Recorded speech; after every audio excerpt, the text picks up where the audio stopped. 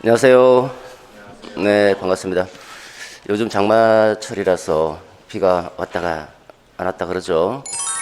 이, 그, 지금 이제 하반기가 이제 시작이 되었는데, 어느 정도 공부가 좀 되어 있는 상태에서, 이제 실전 형태의 문제도 좀 익숙해져야 되고, 또 부족한 내용도 좀 어느 정도 보완을 해야 되고, 그래서 이제 모의고사도 좀 치르면서 한편으로는 이제 내용 정리도 좀 하고 그런 의미에서 이제 7, 8월 그 영역별 모의고사는 앞으로 이제 그 모의고사 시즌을 달려나가기 위한 하나의 중요한 단계가 아닐까라고 생각을 하고요. 이제 뭐 여러분들 실력들이야 사람들마다 다 차이가 있기 때문에 좀 부족한 부분도 있을 것이고 또 어느 정도 공부가 되어 있는 부분도 있을 텐데 지금이야말로 이제 어떻게 보면 이제 영역별로 총정리를 해 나가면서 또 실전성에 또 적응해 나가는 중요한 시기가 아닐까라고 생각됩니다. 이제 그런 의미에서 이제 7, 8월 이 영역별 모의고사를 효율적으로 좀 잘 이용하는 게 앞으로 수험 생활에 중요한 부분을 차지한다고 생각을 합니다. 자, 간단하게 OT 좀 시작하고 진행하도록 하죠. 7, 8월 모의고사 여러분 모두 이제 마음의 준비를 하시고 이제 달려 나갈 겁니다. 7, 8월 모의고사 부분하고 뭐 9, 11월 모의고사는 이제 실전 시험과 바로 직결되어 있는 부분이고 또 매년 해마다 여기서 출제되고 있고 하기 때문에 출제 가능성 부분에서나 또 실전성 부분에서 아마 이제 좋은 어떤 어떤 공부 시간대가 되지 않을까라고 생각해 봅니다. 지금 여러분들 갖고 계시는 이제 마음의 상태, 이제 보통 이제 출발할 때 열심히 해야지 뭐 이런 마음의 상태를 갖죠, 그죠? 이런 마음의 상태가 이 시험 때까지 계속 지속되기를 바랍니다. 보통 이제 처음에는 이제 열심히 하자 했다가 조금 지나면 이제 마음이 조금 이제 뭐랄까 좀 약해지면서 가끔 빠지기도 하고 그럽니다. 그러지 마시고 오늘 그 작심한 그 마음이 계속 7, 8월 끝날 때까지 계속 갈 수 있도록 하시기 바라고요. 여러분 모두 다 올해 열심히 공부하셔서 꼭 합격하시길 바랍니다. 자, 먼저 강의 진행 방향에 대해서 안내 말씀드리도록 하죠. 먼저 영역별 모의고사를 먼저 실시를 합니다. 여러분들 오시면 바로 완성된 형태의 문제로 모의고사를 치릅니다. 60분 시험 봅니다. 실제 시험 시간이 9시부터 10시까지 교육학 시험이 있기 때문에 그 실제 시험 시간에 맞춰서 9시부터 10시까지 모의고사를 진행합니다. 그동안 이제 5, 6월 수업 들으신 분들은 이제 5, 6월에서 문제를 많이 다뤘죠. 이 사례형으로 이렇게 다뤘다면 7, 8월부터는 이제 완성된 형태로 모의고사 형태로 이제 실시가 됩니다. 어쨌든 이제 1시간 정도 시험 보시고 15분 정도 휴식을 취합니다. 뭐 여기 선생님들 많고 하기 때문에 화장실 문제도 있고 해서 이제 아마 여자분들은 이제 위에 9층도 있고 10층도 있고 밑에 8층도 있고 하니까 흩어져서 이용하시면 좀 좋을 것 같고요. 어쨌든 15분 휴식을 취하고 그 다음에 그 문제에 대해서 해설을 합니다. 그리고 이제 마지막으로 영역별로 이제 정리를 해 나가는 이런 시간으로 진행이 됩니다. 매주 이런 식으로 진행이 됩니다.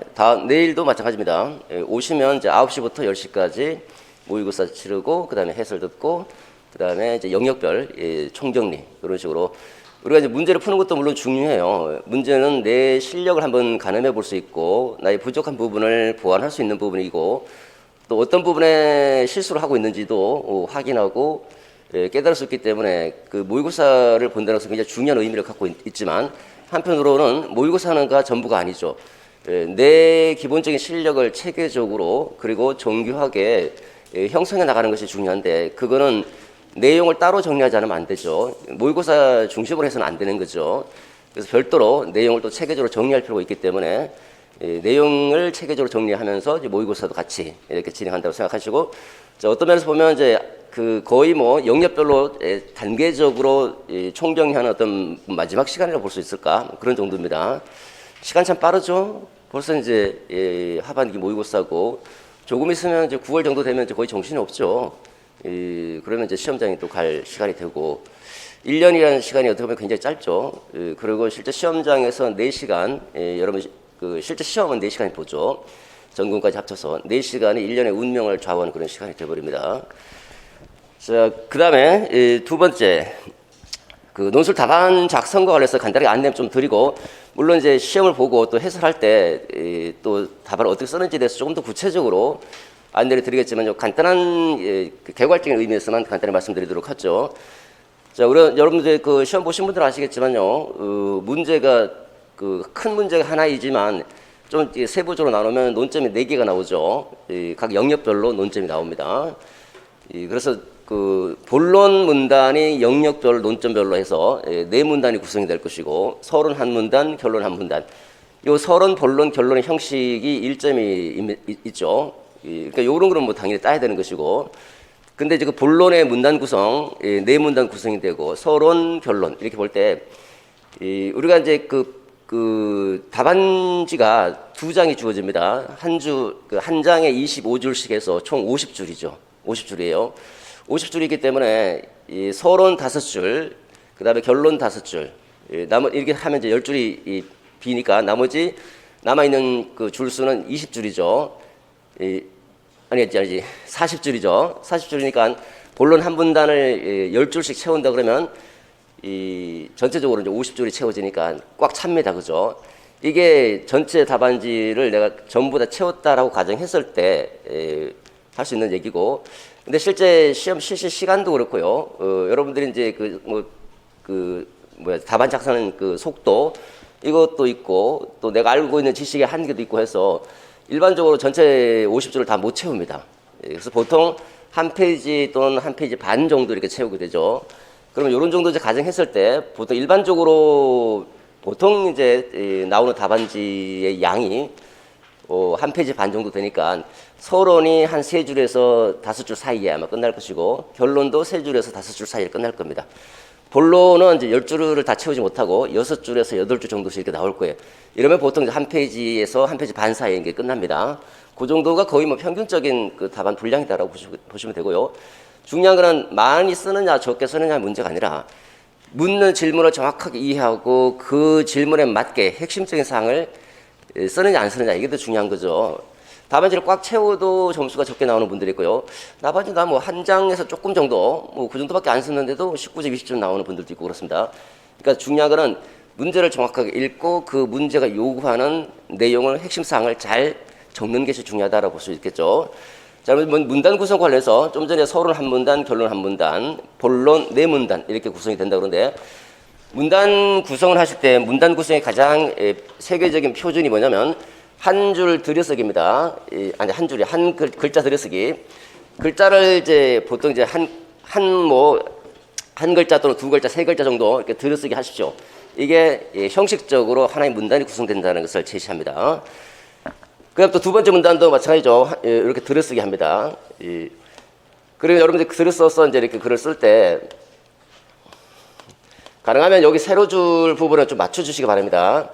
이렇게 세로줄 부분을 좀 맞춰서 시작되는 부분, 끝나는 부분 계속 이렇게 쭉 이어서 이제 답안지 쓸 수 있도록 들락날락 하지 마시고 세로줄 맞추시고, 그 다음에 이제 한 문단이 끝났습니다. 그 다음 문단으로 넘어갈 때 역시 마찬가지로 새로운 문단이 구성됐다는 것을 표시하는 것은 글자 들여쓰기, 몇 글자 정도 들여써서 서술해 주시면 새로운 문단이 구성됐구나 알 수 있겠죠. 이렇게 해서 이제 문단의 전체가 6개 문단이 되죠. 본론 4문단이 될 것이고, 그 다음에 결론 1문단, 이렇게 6문단이 됩니다. 그 다음에 그 문단에서 그 답안지를 보시면요, 이렇게 답안지에 가로줄이 있고 이렇게 세로줄이 있죠, 그죠? 요 가로줄, 세로줄을 넘어서면 특히 이제 여기서는 세로줄입니다. 세로줄을 넘어서면 이 넘어서서 쓴 글자는 없는 걸로 간주해요. 그러니까 세로줄 넘어가면 안 됩니다. 또 어떤 분들은 이제 답안지를 더 채우기 위해서 이 답안지 줄이 없는데 없는 줄에 또 뭐 별도로 줄을 만든다든지 해서 이렇게 쓴다. 이것도 다 없는 겁니다. 그래서 답안지 가로 세로줄 안에 있는 내용만 인정하는 것이기 때문에 넘어가지 않도록 유의하시고, 그 다음에 이제 가끔 질문하시는 분들 중에 이런 질문합니다. 한 문단과 한 문단 사이에 한 줄이나 2줄 비우면 어떠냐 이렇게 질문하시는 분들이 있는데요. 요거는 이제 그 세계적인 표준은 아니고 또 이제 가끔 이제 활용할 수 있는 표준 중에 하나가 요 별도로 줄을 비우면 새로운 문단이 구성된다는 거예요. 근데 일반적인 표준이 아니지만, 그래서 한 줄 비우든 두 줄 비우든 세 줄 비우든 전혀 상관이 없습니다. 뭐 10줄을 비워도 되죠. 10줄 비우면 진짜 이상하죠. 갑자기 뭔가 뚫려 있는 느낌이 드니까. 그래서 한 줄, 뭐 두 줄이든 몇 줄 비우든 전혀 문제가 안 되는 부분이고요. 근데 이제 보통 답안지를 보면 한 줄을 비우면 계속 이어서 한 줄을 비워주는 게 좀 보기는 편해요. 뭐 근데 한 줄 비웠다가 뭐 다음에 또 붙여도 문제는 안 돼요. 그냥 어쨌든 신경 쓰지 마시고 그런 거는. 그 다음에 보통 일반적으로 보면 이제 안 비우는 사람들도 많고요. 또 비우는 사람들도 이제 있고, 그래서 뭐 거의 뭐 안 비우는 사람이 좀 더 많은 것 같은데 그런 거는 신경 쓸 문제가 아니에요. 비우든 안 비우든 전혀 신경 쓸 필요 없다. 그냥 한번 이렇게도 써보고 저렇게 써보고 하시면 되겠고요. 그 다음에 1서론, 2본론, 3결론 이렇게 이제 글자를 쓰시는 분들이 있는데 그거 써도 되고 안 써도 되고 상관없지만 대부분 99%는 안 씁니다. 뭐 논문 쓰는 것도 아니고 1서론, 2본론, 3결론 이건 이제 쓰지 마세요. 그냥. 그 다음에 또 이제 답안지 작성할 때 여기 보면요, 여기 첫 번째 들어갈 때 첫 어절로 첫째로, 둘째로 또는 우선, 다음으로, 그 다음으로, 마지막으로 뭐 이렇게 첫째로, 둘째로, 셋째로, 넷째로 이렇게 쓰시는 분들이 있는데 이거 쓰지 마세요. 뭐 쓴다고 해서 뭐 이거 갖고 이제 채점 하느냐 안 하느냐 이런 문제는 아니지만 굉장히 불편합니다. 보기가. 어차피 문단 자체가 첫 번째 문단이고 두 번째 문단이고 그렇기 때문에 첫째로, 둘째로 이거 쓰지 마세요. 그리고 만약에 여기다 첫째로 써버리면요, 여기 안에 또 첫째, 둘째 또 나옵니다. 항목을 이제 두 개 써라 그러면 첫째 어떻고 둘째 어떻고, 그러니까 첫째 두 번 겹치죠, 그죠? 그러니까 이렇게 겹쳐버리면 굉장히 좀 어색합니다. 그래서 앞에는 나중에 이제 모범 답안 보시면 아시겠지만 이거 쓰지 마세요. 이거 뭐 우선 다음으로 뭐 한 번 정도로 쓸 수 있을 까 우선. 근데 그 다음으로 마지막으로 굉장히 어색할 겁니다. 쓰지 마시고. 그 다음에 이제 항목화 부분인데 항목 이제 예컨대 이제 두 개 쓰라 뭐 세 개 쓰라 이렇게 나올 때는 그걸 항목으로 묶어주는 게 좋아요. 그러니까 첫째, 둘째 항목으로 묶을 때 첫 번째, 두 번째 이렇게 하지 마시고 그냥 깔끔하게 첫째 쉼표하고 둘째 쉼표하고 이렇게 항목화해서 제시해 주는 게 채점자를 위해서 좋고 또 나중에는 여러분들한테도 좋아요. 왜냐하면 두 가지를 제시하라고 그러는데 뭔가 줄글로 돼 있는데 이게 하나인지 두 개인지 분간이 안 갈 때가 있어요. 그때는 채점자가 보고 하나밖에 안 썼나 보다 해버리면 나는 분명히 두 개 썼는데 채점자가 볼 때는 하나다라고 생각해버리면 하나만 인정되는 거죠. 근데 이것도 이제 조금 요령껏 만약에 이제 내가 첫째, 둘째 항목을 안 매겼다고 했을 때는 중간에 쉼표를 했어요. 쉼표가 뭡니까? 쉬었다 가라는 거잖아요. 여기까지가 하나야. 그 다음부터는 또 다른 거야. 이렇게 쉼표라도 해주면 그나마 그래도 채점자가 보기에 앞에 내용, 뒤에 내용 이렇게 두 개 썼는구나. 이렇게 이제 이해가 되죠. 근데 쉼표도 없으면 전체가 다 통으로 한 문장으로 쭉 연결돼 있으니까 하나인가 보다라고 생각해버린다는 거죠. 그래서 가장 좋은 거는 내가 너한테 미리 알려줄게. 이게 첫 번째야, 첫째. 두 번째가 내가 제시하고 있는 내용은 두 번째, 둘째라고 돼 있는 부분이 있어. 이렇게 딱 알려주는 게 제일 채점하기 편하고 또 여러분들이 그 답안 내용 그대로 인정받을 수 있는 부분이니까 항목화, 가지수가 있을 때, 가지수가 없을 때는 항목화 하지 마시고요. 두 개 써라, 뭐 세 개 써라 이렇게 가지수가 있을 때는 항목화해서 제시해 주시고 그 다음에 주제와 연계인데 이따가 또 실제 이제 수업하면서 계속 안내를 드리겠지만요. 주제와 반드시 연계해서 서술해야 되는데 저게 2점짜리입니다. 2점. 그러니까 그 문단이 지금 본론이 네 문단이죠. 본론 논점 1번, 2번, 3번, 4번 큰 논점 네 가지가 있을 때 이 논점과 주제 같이 연결해서 서술해 주셔야 돼요. 이게 주제 문장이 됩니다. 주제문, 중심 문장이 되는 것이고 이 글의 구성으로 본다면 글은 중심 문장과 뒷받침 문장으로 되어 있거든요.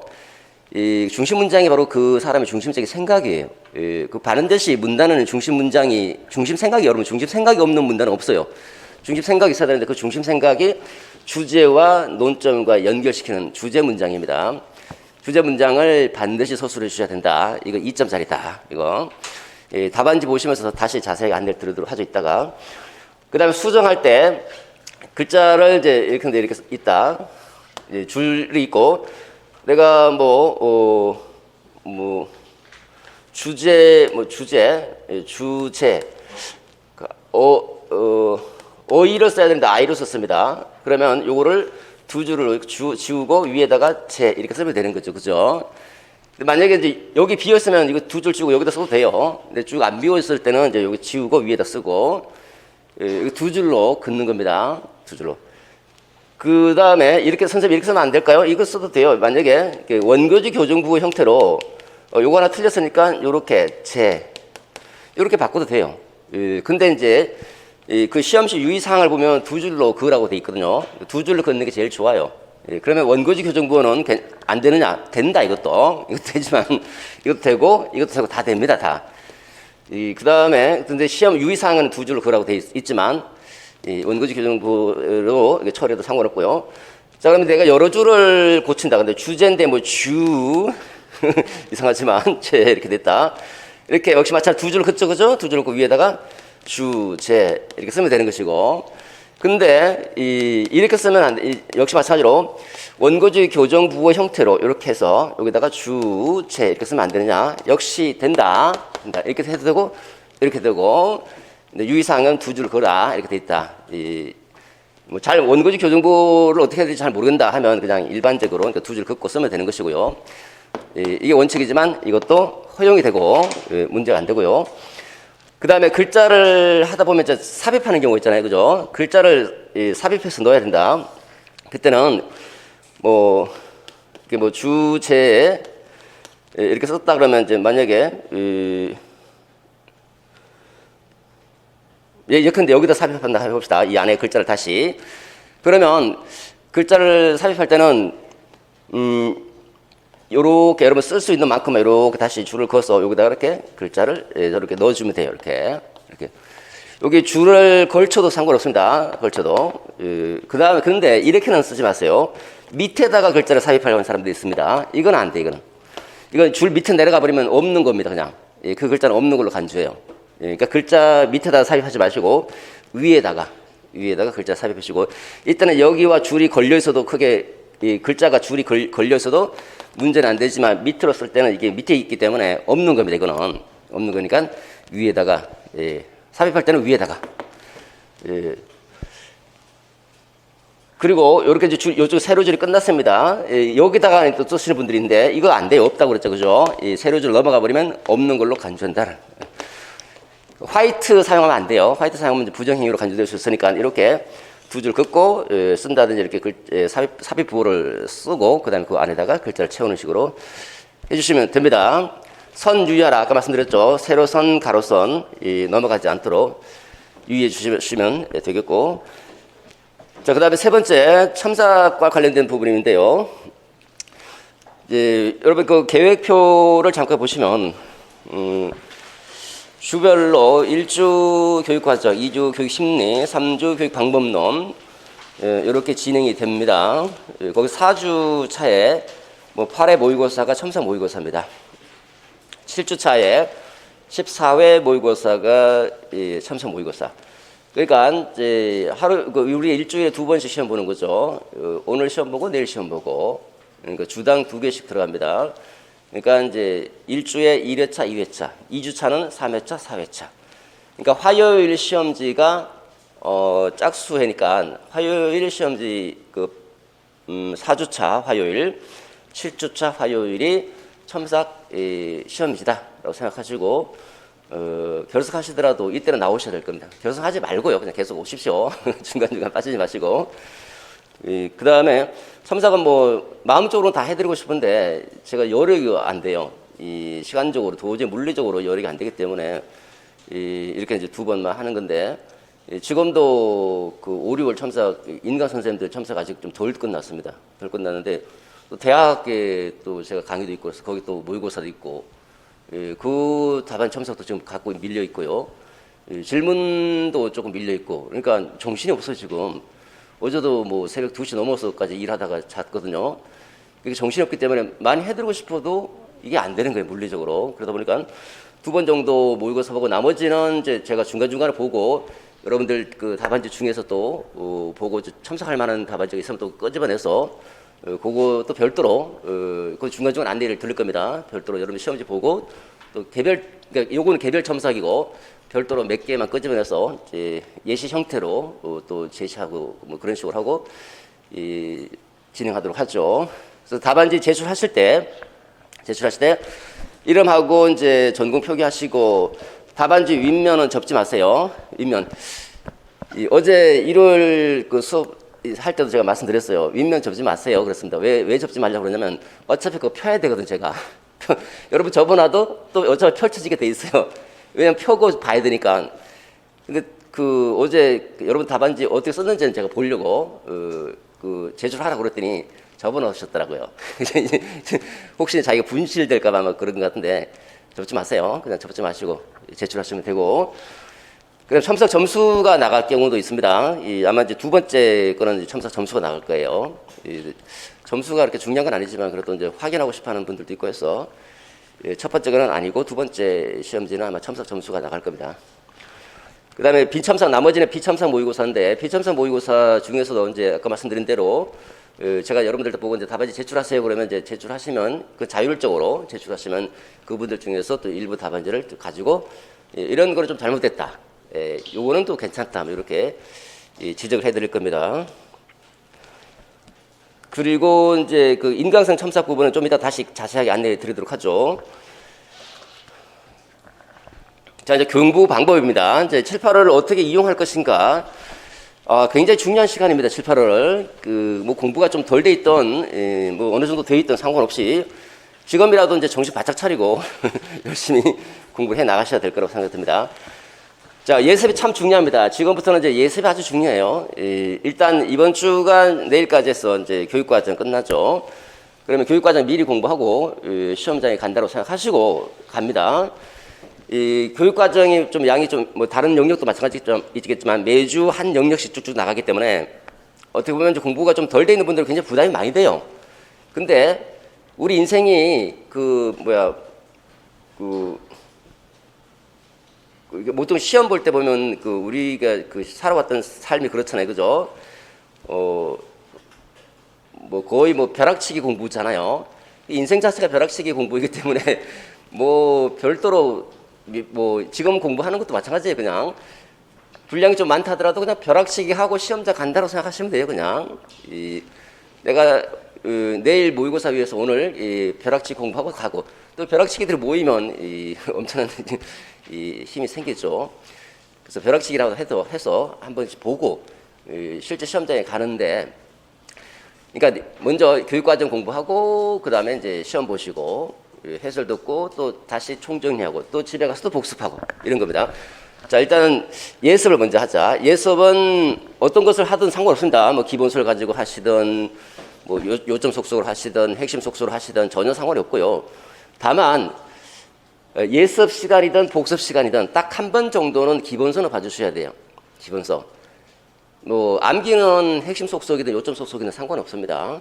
어떤 것을 보든 상관없는데 기본서를 한 번 정도 봐주셔야지 전체 배경을 또 다시 한번 짚고 넘어갈 수 있기 때문에 쭉쭉 읽어 나가면 돼요. 그냥 전체적 배경을 좀 이해하고 있을 때 아무래도 약간 이제 응용 문제가 나오더라도 좀 대처할 수가 있기 때문에 핵심은 외우는 건 별도로 외우더라도 그거는 이제 다른 뭐 핵심 속속이든 요점 속속이든 별도의 그 책으로 외우도 상관없지만 중간에 기본서 한 번은 좀 그냥 훑어보고 넘어가는 것이 좋겠다라는 거. 앞으로 9월 되면 더 못 읽게 됩니다. 양이 많기 때문에. 기본서 가지고 계속 보시는 분들은 상관없겠지만요. 핵속이나 요속으로 공부를 하시는 분들은 기본서 한번 읽고 넘어가는 것이 좋겠다. 예습 시간이든 복습 시간이든.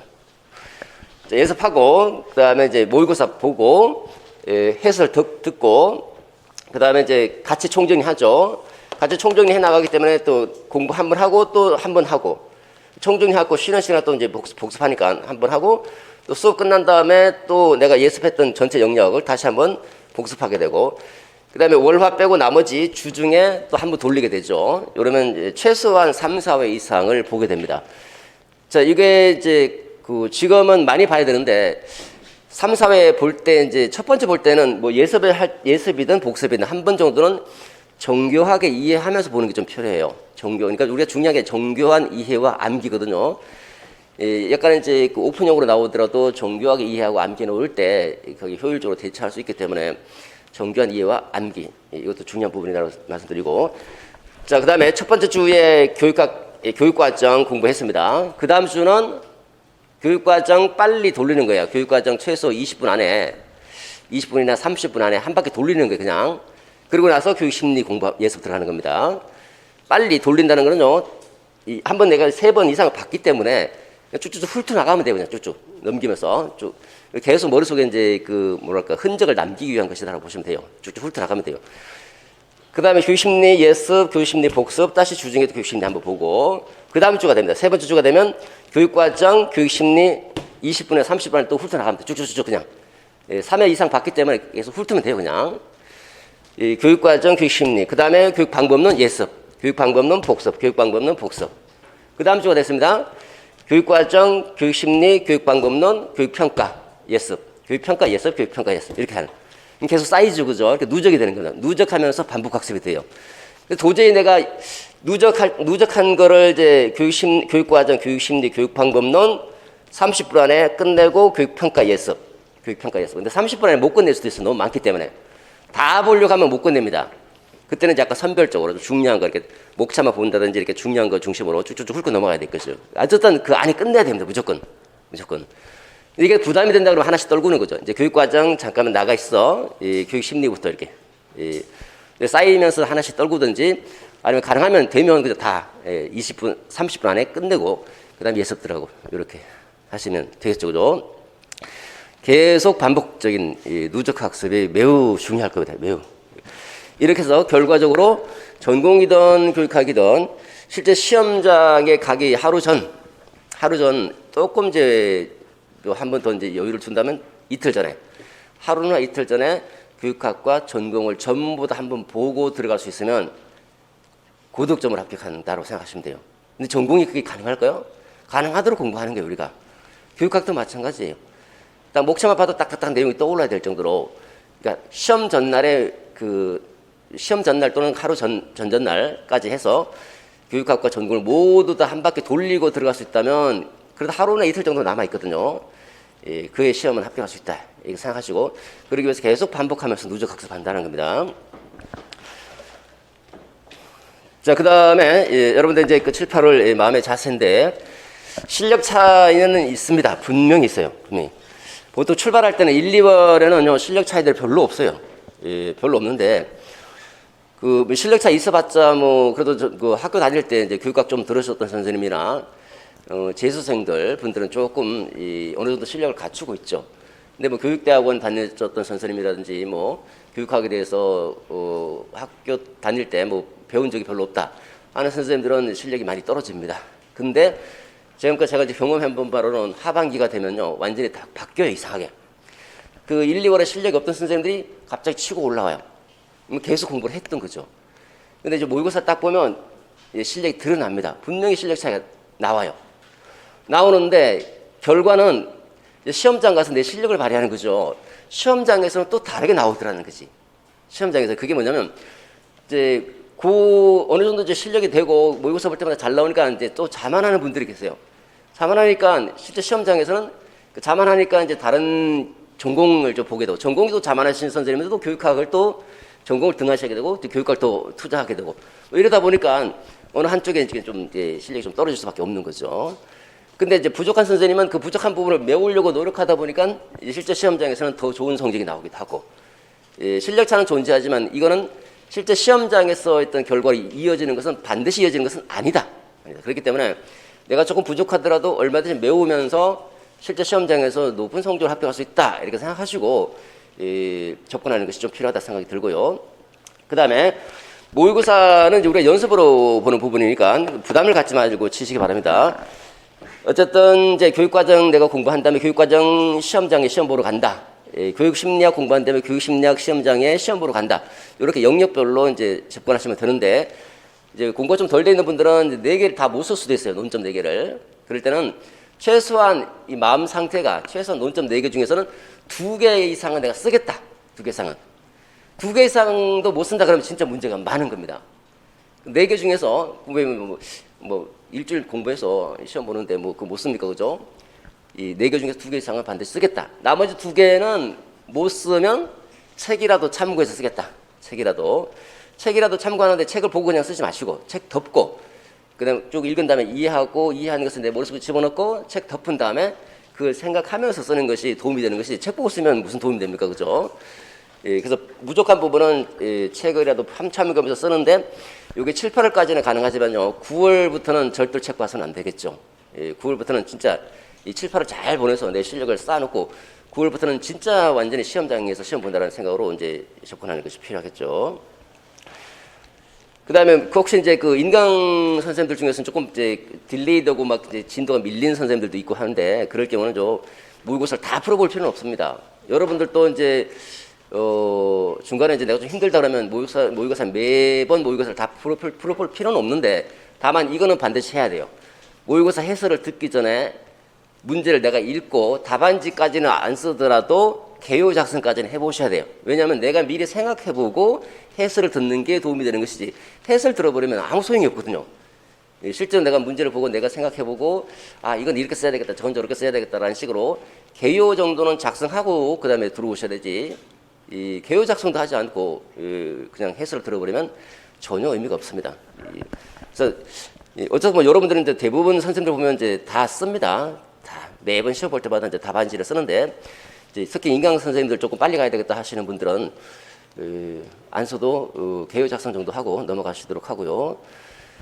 또 처음에는 이제 이 답안지 쓰는 게 굉장히 익숙하지 못하고 좀 어려운데 한번 써보시면 아시겠지만 쉬워요. 답안지 쓰는 거 되게 쉽습니다. 또 모범 답안도 제시하고 또 답안지 어떻게 쓰는지에 대해서 쭉 계속 설명해 나가기 때문에 답안지 쓰는 거에 대해서는 전혀 부담이 안 될 겁니다. 부담이 된다면 내가 왜 이렇게 실력이 안 올라가지 뭐 이런 거 이런 게 부담이 될까? 자, 그 다음에 모의고사 부분하고 그 다음에 이론 정리 부분 활용도 어떻게 할 것인가? 이제 어느 정도 실력이 돼 있는 분들은 두 개 다 이용하면 되는 거죠. 모의고사도 진짜 내 실력껏 한번 봐보고 전부 다 뭐 틀리면 틀린 대로. 그다음 이론도 이제 여기도 이제 내가 정리한 거 다시 한번 점검하면서 정리하자 이렇게 두 가지 다 활용하면 좋은데 실력이 조금 부족하신 분들은 이론 정리에다가 좀 포인트를 맞출 수도 있고요. 모의고사는 실력껏 써야 되는데 실력이 조금 부족하다 보니까 다 못 쓰게 되죠. 그러니까 개요 작성 정도 하고 쓰는 그 정도만 좀 써보고 또 요걸 통해서 다시 한번 이론 정리하는 데서 조금 더 포커스를 조금 더 비중을 맞추는 거죠.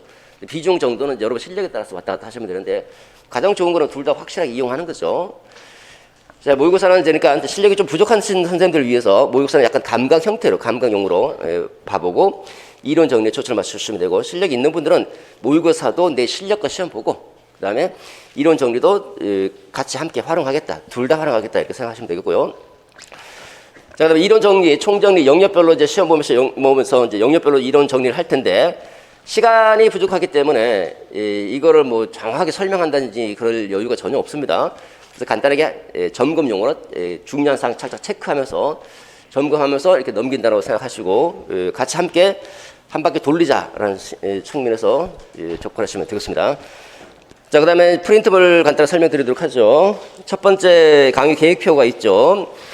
자, 7, 8월 8주간 진행이 되고 요 사정에 따라서 약간 변동은 될 수 있지만 요대로 진행이 될 겁니다. 모의고사는 이렇게 반드시 이렇게 진행이 되는데 그 이론 정리는 약간 딜레이가 될 수 있어요. 뭐 교육과정을 오늘 이번 주 다 끝내야 되는데 이제 뭐 OT 들어갔기 때문에 벌써 한 3, 40분 정도 지났기 때문에 3, 40분 정도가 이제 못하게 되는 거죠. 그죠? 그래서 교육과정 조금 딜레이 될 겁니다. 이렇게 이론 정리는 조금씩 딜레이 될 수 있겠지만 이 모의고사는 그 여기 이 순서대로 거의 진행이 된다라고 보시면 되겠고요.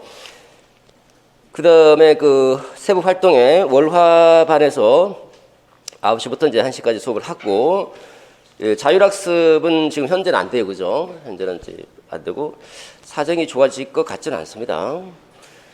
그 다음에 카페 혹시 질문하실 분들 카페 가입해서 여러분들이 이제 우수 회원 등급으로 가입하시면 될 겁니다.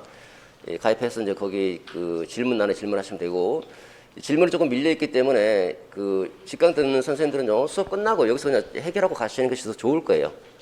그렇지 않으면 조금 많이 기다려야 될 수도 있고 하니까 궁금한 사항들 여기서 이제 질문하시고 그다음에 저 상담을 원하시는 선생님은 그 저 쉬는 시간에 저를 찾아와서 상담을 신청해 주세요. 상담 신청해 주면 시간을 제가 잡아 드릴 겁니다. 그 시간대 오셔서 상담 받으면 되니까 상담하고 싶어요. 그러면 언제든지 오셔서 쉬는 시간에 얘기를 해 주시면 상담 시간을 잡도록 하겠습니다.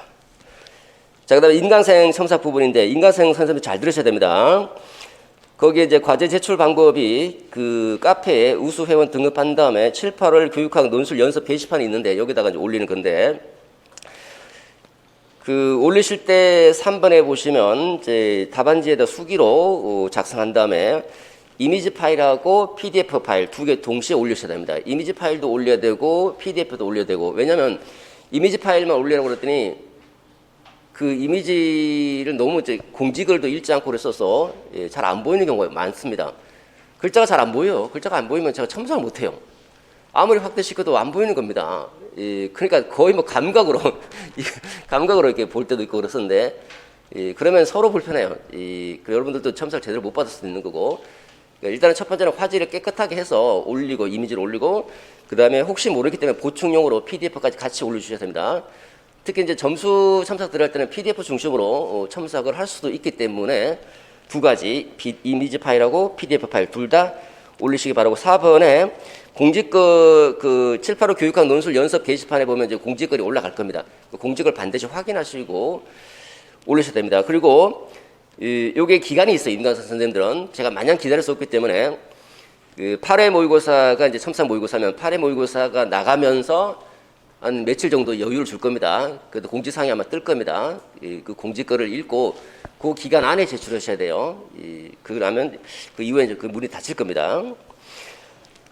자, 됐고 그 다음에 교재 부분은요. 교재는 핵심 속속으로 전체 이론 정리를 하는데 뭐 아무거나 상관없습니다. 기본서를 갖고 하시든 요점 속속을 갖고 하시든 상관없고요. 진행은 어쨌든 이제 핵심 속속으로 진행하고 그다음에 요점 속속은 이제 3, 4월, 5, 6월 수업 들으셨던 분들은 이제 그거 갖고 하시면 되고 7, 8월은 별도로 안 드립니다. 안 드리는데 뭐 원한다 하시면 밑에 1층에서 1층 그 상담처인가요? 상담처 가서 수령해 가시기 바랍니다. 일괄적으로 배분을 해드리는 것이 아니고 여러분 필요하신 분들은 1층 상담처에서 뭐 전체 다 가져가셔도 좋고요. 뭐 8개가 있을 겁니다. 뭐 교육과정이 필요하면 교육과정만 가져가셔도 좋고요. 이렇게 각자 별도로 수령해 나가시면 되겠고요. 똑같기 때문에 1, 2월 뭐 3, 4월부터 3, 4월과 5, 6월 드렸던 요점 속속과 지금 드릴 요점 속속은 다 똑같은 내용이고 시중에 판매되고 있는 요점 속속하고 내용 다 똑같습니다. 전부 다. 그래서 뭐 일괄적으로 드렸는데 또 드리기가 해서 밑에서 수령하시면 되고 인강 들으신 선생님들 별도로 올라가 있을 겁니다. 출력하시면 되고요. 출력이 부담되면 뭐 교재로 사면 되는 것이고 그 다음에 뭐 안 사도 되고요. 뭐 다른 걸로 보셔도 상관없습니다. 자, 그 다음에 이제 그 수강생 합격 카드가 있죠. 요거는 이제 직강생들한테만 해당되는 부분입니다. 그래서 인강생 분들은 아마 별도의 그 자료 안 나갔을 텐데, 그 합격 카드에 보시면 그 밑에서 두 번째 칸에 스터디 조직 신청이라고 되어 있죠. 그 스터디 조직을 신청하시는 분들은 신청한다에 체크하시고, 신청하지 않으면 신청하지 않는다에 체크해서 쉬는 시간에 이제 앞에다가 제출해 주시면 됩니다. 팀원이 되고 싶은 사람 있으면 같이 협의해서 써주세요. 내가 일방적으로 너 일로 와 하지 마시고 같이 협의해서 나랑 팀원 할래? 그래 하자 이렇게 하면 써주시고 그다음에 3번 4번 항목 적으시고 기타 사항에 뭐 쓰고 싶은 말을 쓰는데 이거는 쓰지 마세요. 성격이 좋은 사람으로 해주세요. 성실한 사람으로 해주세요. 제가 그 사람을 모르잖아요. 그죠? 이 사람이 성격이 좋은지 성실한지 알 수가 없어요. 그 내면 상태를 그러니까 이런 거는 아무리 써도 제가 매칭을 해드릴 수가 없습니다. 근데 이제 이런 경우는 있을 수 있죠. 여자와 해주세요, 남자와 해주세요. 이거는 가능해요. 근데 이것도 가끔 오류가 날 수 있어요. 이름이 분명히 여자 이름인지 봤더니 남자야. 남자 이름인 줄 알았는데 남자인 줄 알았는데 봤더니 또 여자야. 이렇게 될 수 있잖아요, 그죠? 그런 건 어쩔 수 없어요. 제가 모르기 때문에 가능하면 이제 매칭을 해드리려고 하고 이름을 보고 그 다음에 이게 100% 반영이 안 될 수도 있어요. 이게 딱 더 이상하게 맞을 경우도 있고 안 맞을 경우도 있고 하니까 가능하면 이제 반영하겠다는 것이고 4인을 기준해서 조가 이제 만들어질 겁니다. 이번에 제출해 주시면 이제 다음 주에 그 스터디가 조직이 될 겁니다. 앞에 뭐 5, 6월에 같이 했던 선생님 있다고 해서 반드시 같이 갈 필요도 없고요. 마음이 맞으면 또 같이 가는 것이고 뭐 안 맞을 수도 있거든요. 그냥 사람이 살다 보면 안 맞으면 또 새로운 기분을 내기 위해서 또 별도로 다시 새롭게 뭐 조직하는 것도 필요할 수도 있고 각자 이제 자기가 선택하시면 되는 부분입니다. 자, 그 다음에 7, 8월 쟁점 체크 부분 있죠. 교육과정 파트입니다. 쟁점 체크하고 그 다음 페이지에 이제 7, 8호 주요 쟁점에서 체크 표시되어 있는 부분 있죠. 요거는 보통 이제 11월 시험 보기 일주일 전에 이제 제가 드리는데 올해는 좀 일찍 드리고 있거든요. 지금까지 정리한 겁니다. 물론 중간에 또 별도로 또 어떤 게 추가되기도 하고 나오기도 하고 그러기도 한데 그건 또 11월 마지막 주에 다시 또 추가해서 드리겠지만 지금까지는 이제 이거 중심으로 그 중요도를 체크하시면 될 겁니다.